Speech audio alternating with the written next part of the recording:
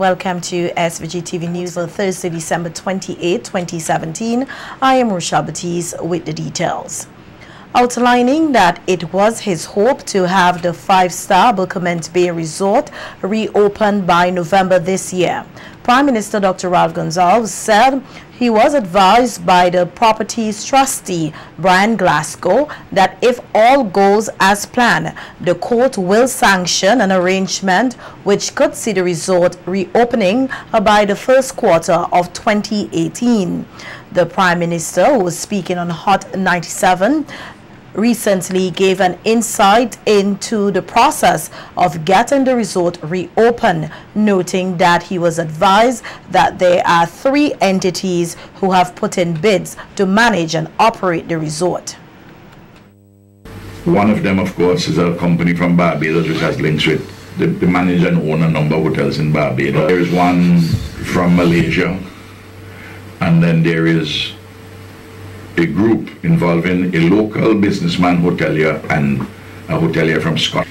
Some of the lands have been transferred already to purchase by Harlequin, right, and the formal transfers have been made and so on. But there are some lands, for instance, I'm told part of one on where these block of flats are, these 2 blocks of flats are still in the ownership of part of it, Bernard Ponette. Right. They had an agreement not yet completed. Unfortunately for us, we had said to, there was an arrangement which had not yet been completed with Harlequin, that a part very near to the sea, a sliver of land, and also the seabed, which belonged to the state. You have a number of quote-unquote inspectors, persons who represent in different sets of interests. Yeah. And you have to go with them with the plan, and they have to give the approval, and then you have to go to court. You have to make sure that all the I's are dotted and all the T's are crossed. The Prime Minister stressed on the importance in getting the 5-star resort reopened, especially with the operation of the Argyle International Airport. This year, the numbers from the United Kingdom have gone down because a lot of people from the UK used to go to Buckermont. Yeah. Buckermont had high occupancy, just that the thing was really badly managed and structured and so on. So it's important, particularly not only for the stock, hotel stock generally, but for the British side, and that is also connected to the matter of the availability of planes to come and so on and so forth. We have a good uptake with the Canadian destination. As you notice, we have Air Canada and we have the Sunwing charters. Right. In the case of New York, I expect sooner rather than later to see Cal. PM Gonsalves also responded to a question on whether the government will step in to ensure that former employees of the resort receive their outstanding payments. Our first objective is to get the place open back. I expect a number of these workers, who even some who have gone and done other temporary things, who have been good workers, may well decide to go back there under new management and so on and so forth. First objective is to get the place open back. I expect a number of these workers, who even some who have gone and done other temporary things, who have been good workers, may well decide to go back there under new management and so on and so forth. But it's not something which is beyond the contemplation of the government, but we have to put things first. Depends on what the numbers are. Right. Do you know what those numbers are? No. I don't have the final numbers. Elaborating on a number of issues regarding the Argyle International Airport, PM Gonsalves said an arrangement has been crafted by regional carrier Caribbean Airlines (CAL) to have the AIA on a new route destined for New York. Piaco, Argyle, New York, Argyle, Piaco. So that you tag it so that you will get passengers to from Trinidad to make the economies make sense. Right. Try and keep the planes full. Try and keep the planes full. Yeah. that should have happened in December. All the approvals for everything, TSA on our side, things are clear over in Cal, as far as I've been advised. But when you're having a new route, because you're leaving Argyle to go to New York, or Piaco to New York is already sorted out. You have to get Department of Transportation in the USFA approval for that route, and that is I've been advised that is the last dock, so to speak. The Prime Minister also stated that American Airlines Company has signaled interest in building a partnership with St. Vincent and the Grenadines through the AIA. The letter which I got, because I wrote the FA in American, so well, you know, there have been some discussion what it is. They wrote back saying, look, we agree with you, St. Vincent and the Grenadines has potential and we want to build this partnership. And they want to, we want to do the contract relating to a day, they suggest Saturday. And we are hoping over the next 2 or so months we can conclude what all those arrangements are. They will need lead time to promote their route and so on. This will be out of Miami. I mean, Miami is a great hub because Miami has, out of Miami, have some 60 destinations going out of there to different parts in North America and other places in South America. In other news, the Public Health Department has expressed satisfaction with the high level of compliance shown by local butchers and other meat vendors during the festive Christmas season, and is hoping the trend will continue this weekend for the New Year's celebration. Officers from the department were out in their numbers last weekend inspecting various butcher stalls to protect the health of the public. Speaking with SVG-TV News, a senior environment health officer, Danville Tony, said there were no report of major incidents and that the general feedback is that the compliance level of the regulations under the Public Health Act was high. There has not been any major incidents in terms of bad meat or unwholesome meat being displayed or offered for sale. We in general are fairly satisfied that butchers have been complying with the instruction given. There would be the odd cases here, but there has not been any major issue in terms of report of people not complying. Tony, however, noted that despite the high level of compliance, more can be done to ensure that quality meat is sold to the public. I think maybe what we would have to do sometime coming up, upcoming would be to have the whole arrangement done earlier, so that people set up their areas early, making sure that they have all of their facilities in place, running water, because at this time sometimes, you know, some of these facilities are temporary. But generally, as I said, people have been complying. I also think that we can improve in ensuring that the meat is covered and when they're displayed, because from time to time you still see persons not covering the meat in a timely manner. And I think also we have to pay attention to refrigerating the meat much sooner in some cases. The senior environment health officer also gave some advice to vegetable vendors. Yes, I think what we probably need to do to ensure that the vegetables are kept out of the direct, say, sunlight and so on. I think we install this a little bit better. And of course, generally you would have to make sure that your vegetables are washed and kept in an environment that is basically. Chairman of the National Nine Mornings Committee, Michael Peters, said they will be doing their best to carry forward this year's success into 2018. In an interview with SVG-TV News on Wednesday, Peters said the committee keeps a keen eye on the changing interests of the public to keep the festival relevant and highlight one initiative which the committee hopes to implement in 2018. Because it started out of people simply just getting up, going for a walk and going to the beach. Now that has changed. Each generation, successive generation, has had different interests. One time, people went to fetes. Another time, people roller skate and did all this other stuff. But, generations have changed activities. Now we're into the street, concert type activity. We're into the community lighting. In Kingston this year, we sought to expand the sporting events. So we're always looking at different ways of expanding. And certainly, come 2018, we are going to make it a grand celebration.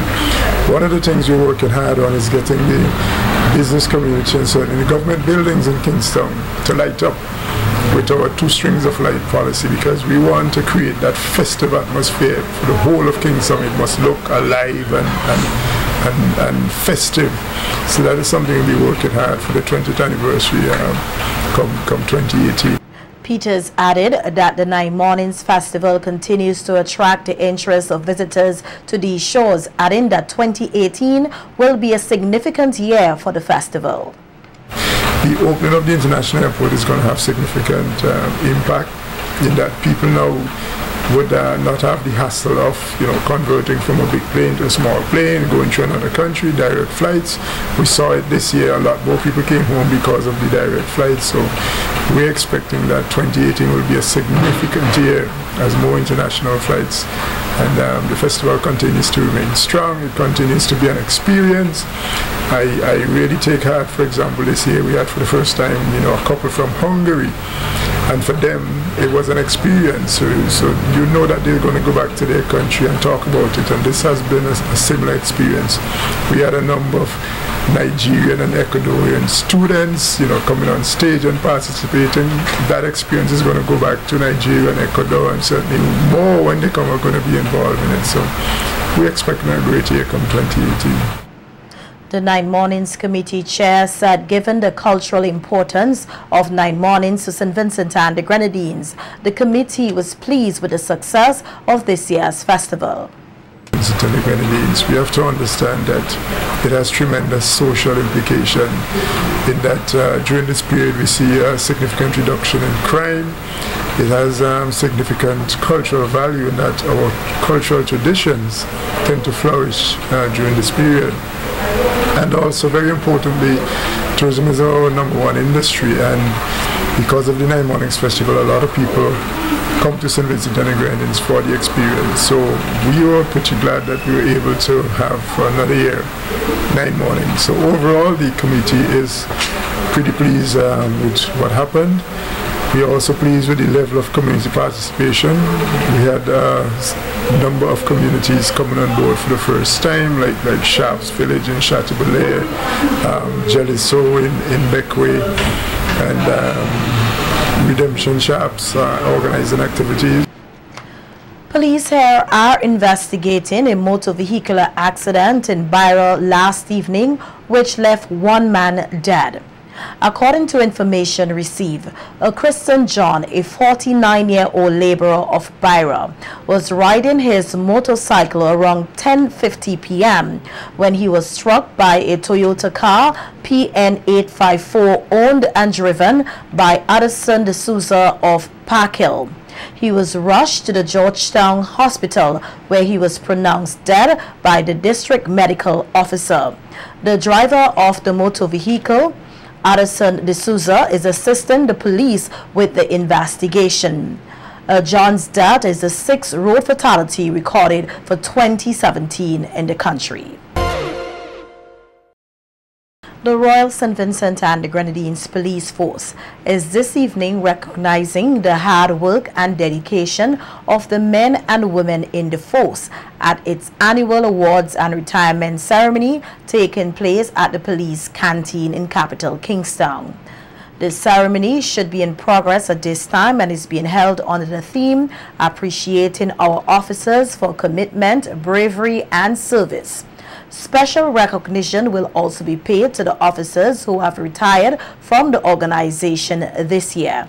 The officers will be recognized in the following categories: Most Outstanding Officer in Branches Sections Unit, Most Outstanding Officer at Police Stations, Best at Customer Service, Bravery, Policeman of the Year and Policewoman of the Year. The ceremony will hear remarks from Prime Minister and Minister of National Security, Dr. Ralph Gonsalves, and Commissioner of Police, Renald Hathaway. And the Police Cooperative Credit Union Limited will hold its 4th annual Junior Savers Challenge Award ceremony this Friday, December 29th, 2017. The ceremony will be held at the new PCCU headquarters on Bay Street from 1 p.m. The event is to reward the junior savers who have successfully completed the challenge by saving $1 more each week for 52 weeks. The challenge began in the first week of January this year and ended this week. Each successful saver will be rewarded with an Amazon Fire 7-inch tablet. A total of 163 tablets will be distributed to the junior savers this year. 129 tablets were distributed last year. All junior savers participating in the challenge and their parents or guardians are expected to attend tomorrow's event. 3 local students will be able to benefit from the My 3 Grandmothers Education Bursary. Speaking with SVGTV News, the representative of the bursary program, Candice Ledlow, said the education bursary, which is $500 EC per student, is open to those from Form 1 to 5, and that as part of the requirements, interested students are expected to write an essay about their grandmother. You to indicate why you honor your grandparents, or maybe not, occur up until the end of July 2018. The bursary will be given the 2nd week of August of 2018. I am trying to reach out to everyone that may not have access to internet, because currently we try to facilitate essays online. So for those of you who either do not have access to the internet or no access to a computer, please note you can send your essays to my physical address in St. Vincent and the Grenadines, which is Candice Laidlow, Pauls Avenue, Kingston, St. Vincent, West Indies. You can also contact me via email, Candice, C-A-N-D-I-C-E, Laidlow, L-A-I-D-L-O-W, all one word, @gmail.com. Or you can, if you do have access to the computer, find me online at My 3 Grandmothers Bursaries. Thank you very much, and that's via Facebook. Ledlow said the objective of the bursary program is to help break the cycle of poverty and abuse through education. I want to be given a bursary or given back to the Vincentian community in a way that is connected to education, is because education is our only way. And I'm going to repeat that, the only way for us to break out of any cycles of poverty, any cycles of abuse and trauma. Education is the way that can filter us to have opportunities that we may not be granted the opportunity to have for various different reasons. So it's very important that I want pupils and students to understand that it's very important that they focus on their studies to the best of their ability and try as much as possible to do well in school, to not only make their parents proud, but most importantly themselves. And I hope through my bursary that I can help those students that do want to excel in school but may be financially struggling in order to do so. Ledlow also took the opportunity to speak on where the inspiration for the 3 Grandmothers Bursary program came from. Yes, the bursary derived in 2014 when I was unable to attend my grandmother Frances Joseph's memorial. And so because of that, in honor of the efforts that were being done by my mother and my aunt, I decided to continue her legacy by offering a bursary. But I wanted to also, in addition, give honor to the ladies that were part of my foundation as much as she was, that had passed prior to, which is Miriam Laidlow and Edmay Wilson. So I turned one bursary into 3.